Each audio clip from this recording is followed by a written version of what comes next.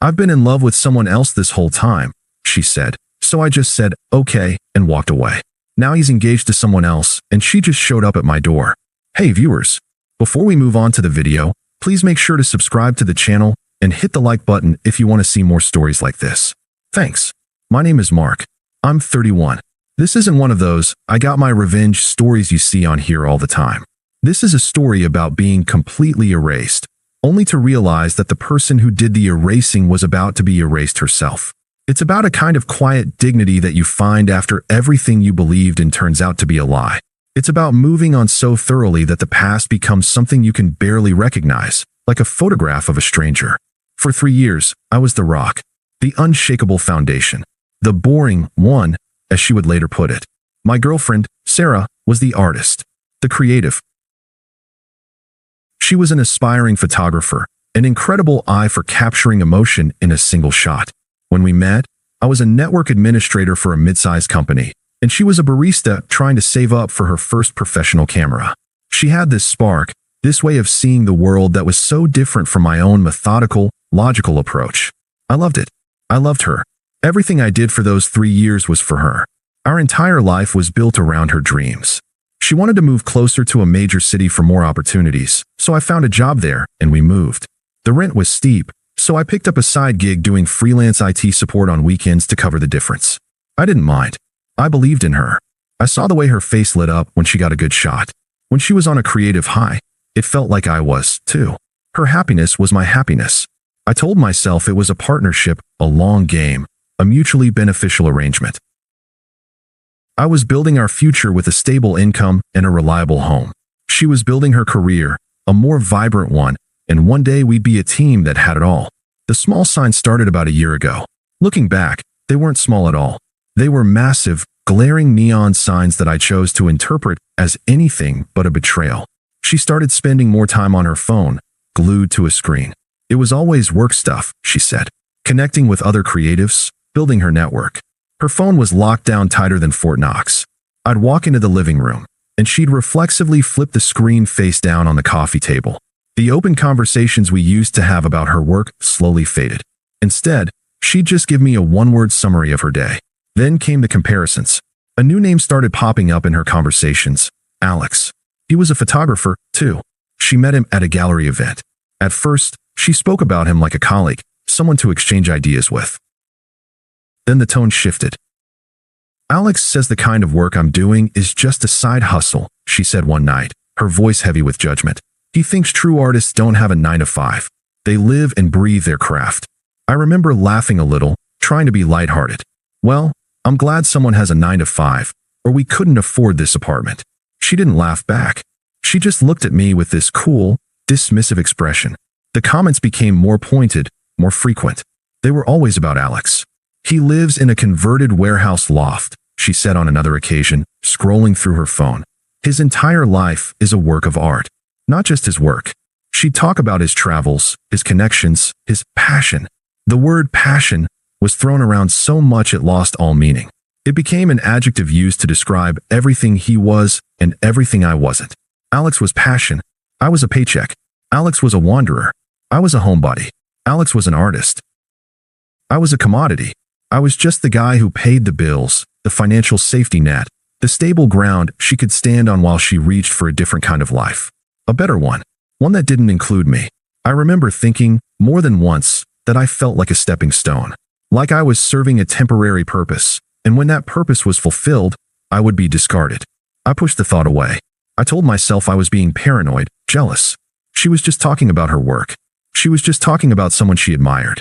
But every time she said his name, a little piece of me felt like it was crumbling away. I tried to talk to her about it. I sat her down and said, "Sarah, I feel like you're pulling away. What's going on?" She sighed, a dramatic, put-upon sigh. "Nothing, Mark. You're overthinking it. I'm just busy with work. My creative energy is finally flowing, and I need to be focused." She said the last word with a pointed stare, as if my very presence was a distraction. I backed off. I told myself she was right, that I was being insecure. I told myself that her success would be my success. I believed it, right up until the day she came home with a different kind of look in her eyes. It wasn't the look of a person who'd had a good day at work. It was the look of a person who had a secret, A person who had made a decision she knew would break someone's heart. She set her camera bag down on the kitchen counter, and the silence in the apartment was deafening. I knew what was coming. I just didn't know how badly it would hurt. Her expression was flat, emotionless. It wasn't the look of someone who was about to deliver bad news. It was the look of someone who was about to close a business deal. The air in the room felt thick and heavy, like a storm was coming. I knew, with a sick certainty, that the conversation I had been dreading was finally here. "What is it, Sarah?" I asked, my voice coming out quieter than I intended. "Just tell me." She sighed and finally met my eyes. Her gaze was completely devoid of the warmth I had seen for 3 years. "This isn't working, Mark," she said, her tone as casual as if she were talking about a burnt dinner. My heart sank. "What isn't working? We can fix it. I just want you to be honest with me." She ran a hand through her hair, a nervous habit she had when she was avoiding something. "It's not about fixing anything. It's about honesty, actually. And my honesty, it means that I can't do this anymore." I could feel my composure starting to crack. "Sarah, you're scaring me. What's going on? Are you telling me you want to break up?" She scoffed, a tiny, dismissive sound. "Break up? It's not a breakup. It's a realignment. This relationship, it was just a stage I needed to get through." She took a deep breath, like a performer about to deliver a monologue. "Mark, I've been in love with someone else this whole time." The words hung in the air, a physical weight that pressed down on my chest and stole all the breath from my lungs. The honesty I had been asking for was delivered like a hammer to the head. The cruelty wasn't in the fact that she had been unfaithful. It was in the reveal that our entire relationship had been a charade, a stage. I was just a supporting character in her story. I felt a flash of white-hot anger, a surge of adrenaline that wanted to scream and shout, to demand to know who, to demand to know why. But a colder, more devastating thought cut through the rage. "She's not worth it." My face remained a mask of stone. "And I know what you're thinking," she continued, her voice gaining a sickeningly self-righteous tone. "You're thinking that this is your fault, that you weren't enough. But this isn't about you. You're a great guy, Mark. You're stable. You're so kind. But that's the problem. You're a rock. I need someone who moves, who understands the way a creative life works. I need a man who is a reflection of my own ambition." Alex gets it. The smugness was so thick you could cut it with a knife. She was doing this with an air of superiority, as if she were a benevolent god granting me the truth of my own insignificance. She thought I would beg, that I would plead with her to reconsider. She thought I would collapse, giving her the emotional validation she craved to justify her terrible actions. "This is a cosmic connection," she said, her voice dropping to a theatrical whisper. "We're soulmates. I'm just so sorry that you couldn't give me what I needed."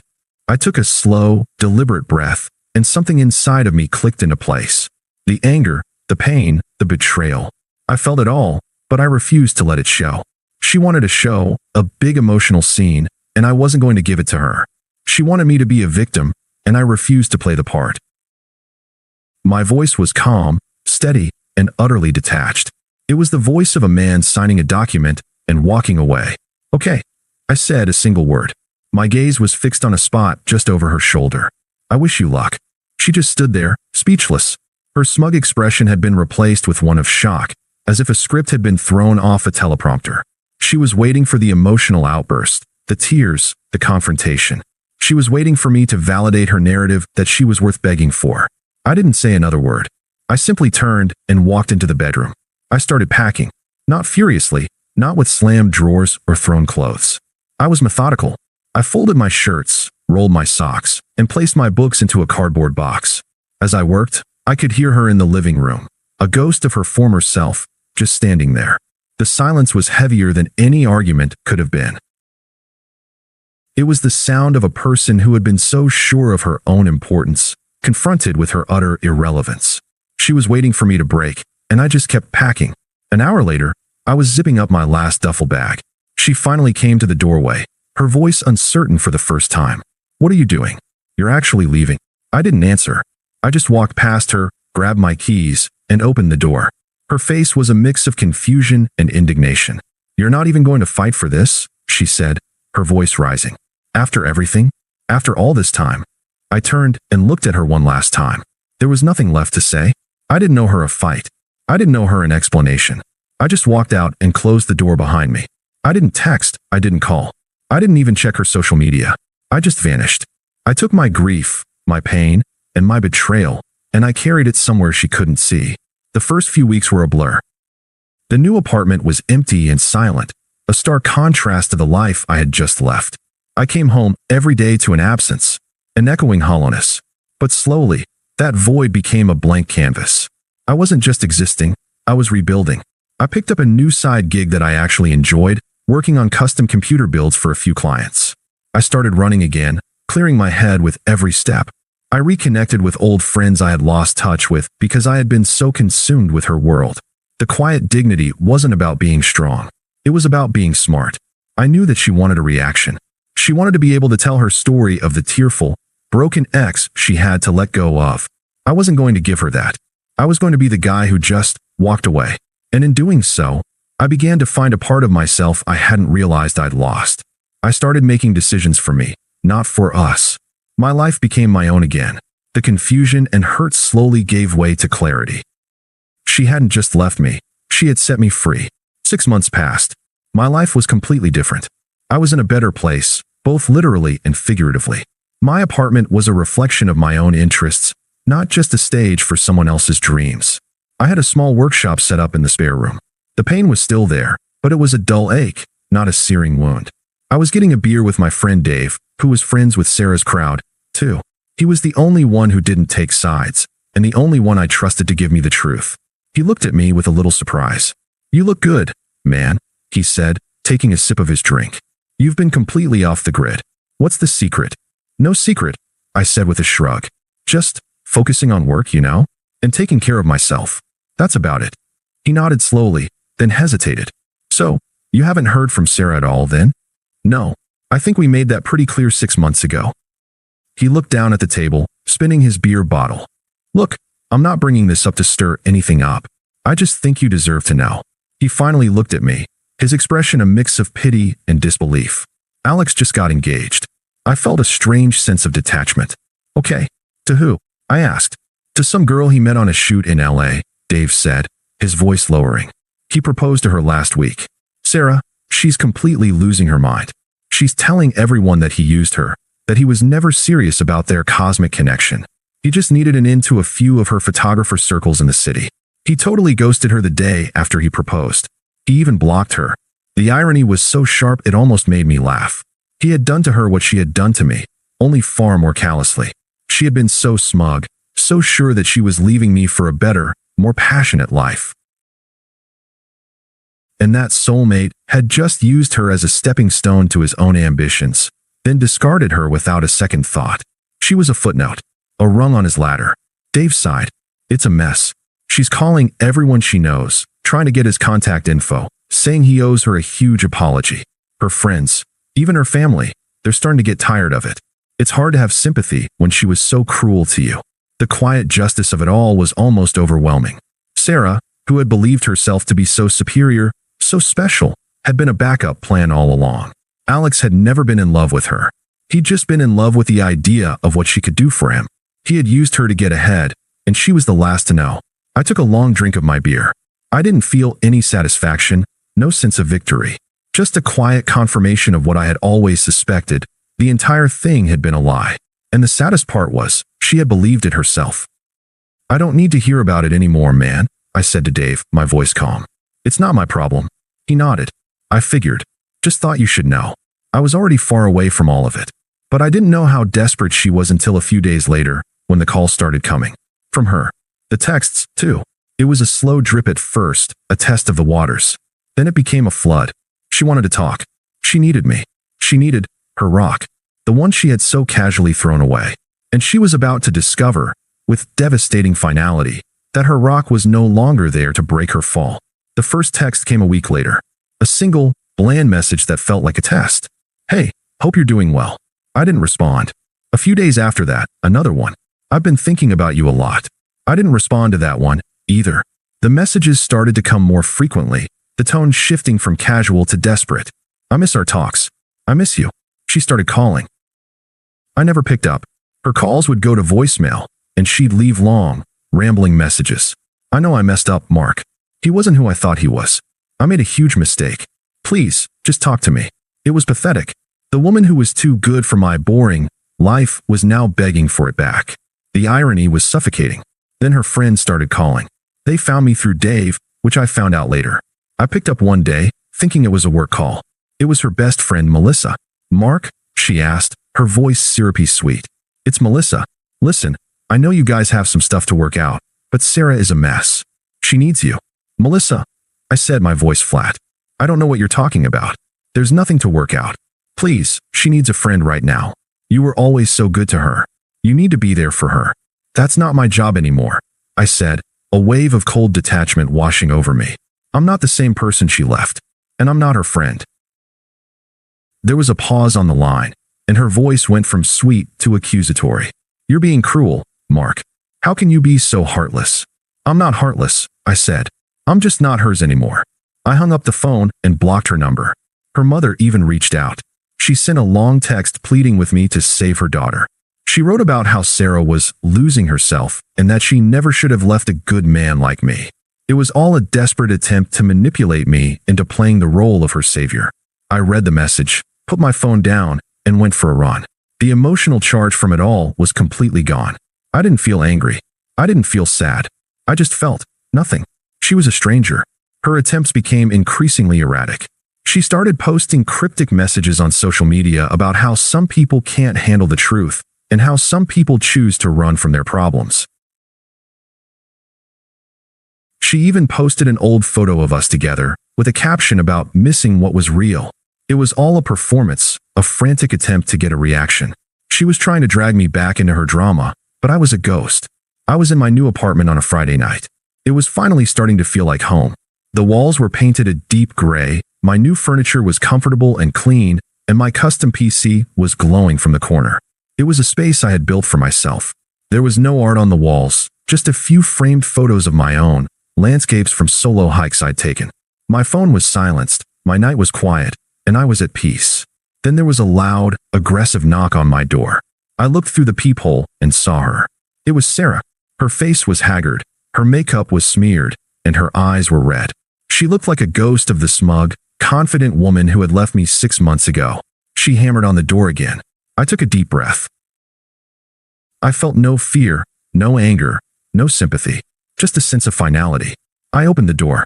She took a step back, her eyes wide as she took in the new place, the new me. My new apartment was bigger, cleaner, and filled with a quiet confidence that our old place never had. I didn't say a word. I just looked at her, my face a blank mask. "Mark," she said, her voice a cracked whisper. "I know this is crazy. I had to see you. I had to talk to you. I made a mistake. I've been in hell. Please, just let me explain." I tilted my head slightly. "Explain what, Sarah?" I asked, my voice calm and low. "The mistake you made? The hell you've been in? I'm not the one who should be hearing this. But you're the only one who understands me," she pleaded, reaching out a hand as if to touch me. I took a step back. "I was a fool. You were my rock. He was a lie. I know that now." I looked past her at the empty hallway. My gaze was detached, as if she were a delivery driver I didn't recognize. "He wasn't a lie," I said. "He was the truth. He was what you chose when you chose to leave. You said you were in love with him. You chose him. This is what you chose." Her face crumpled. "But he left me. He's engaged to someone else. Don't you see? I have nothing left." For the first time, I felt a flicker of emotion. Not pity, but a sense of profound clarity. I looked directly into her eyes, and there was no warmth, no love, no forgiveness. There was only the calm, unshakable truth. "I am not the person you left," I said, my voice unwavering. "That person is gone. The person you're looking for doesn't exist anymore. You showed me who you really were, and because of you, I learned a very valuable lesson about myself." "What did you learn?" she begged, tears streaming down her face. "Tell me." "I learned that I'm capable of building a life that doesn't need you in it," I said.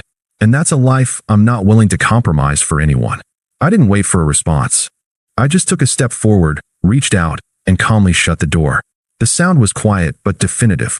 It was the sound of a period at the end of a long, painful chapter. It was the sound of my future beginning. Thanks for watching. Make sure to subscribe to the channel and hit the like button. What do you think about this story? Share it in the comments.